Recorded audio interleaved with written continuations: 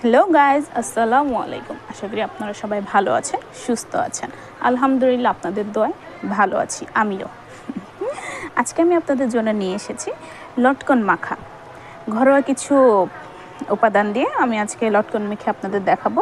খুবই সিম্পল, আপনারা দুপুরে রোদের ভিতরেও খেতে পারবেন, খুবই ভালো লাগবে।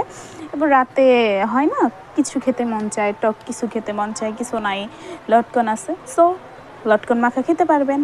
এখন এই লটকনগুলোকে আমি চামড়াটা ছিলে নেব, মানে পরিষ্কার করে নিব। পরিষ্কার করে আপনাদের দেখাচ্ছি। হ্যালো, আমার লটকন পরিষ্কার করা হয়ে গেছে। আমি একটা পাত্রে নিচ্ছি।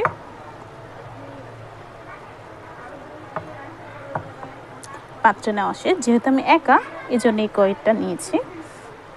এটা আমার খেতে খুবই ভালো লাগে। এটার ভিতরে যদি আমি লেবু দিতে পারতাম অথবা একটু তেঁতুল দিতে পারতাম, খুবই ভালো লাগতো। যেহেতু আমার ঘরে লেবুও নাই, তেঁতুলও নাই, তার জন্য এইভাবে দিচ্ছি। আর এখন আমি দিয়ে দিচ্ছি বিট লবণ, মরিচের গুঁড়া, লবণ, একটু জিরা গুঁড়া। এগুলো দিয়ে মিক্স করে নিব।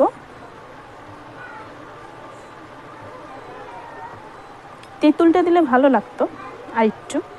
যাদের খুবই টক খেতে ইচ্ছে করে তারা এটা অবশ্যই খেয়ে দেখবেন, অবশ্যই অবশ্যই, খুবই ভালো লাগবে। আচ্ছা, আমি বানাচ্ছি আর আমার মুখে পানি চলে আসছে। এতটা পছন্দের জিনিস, যে কোনো সময় খেতে পারেন, খুবই ভালো লাগবে। আশা করি আপনারা খেয়ে আমাকে জানাবেন কেমন হয়েছে, কেমন লাগলো। থ্যাংক ইউ সো মাচ, পাশে থাকবেন।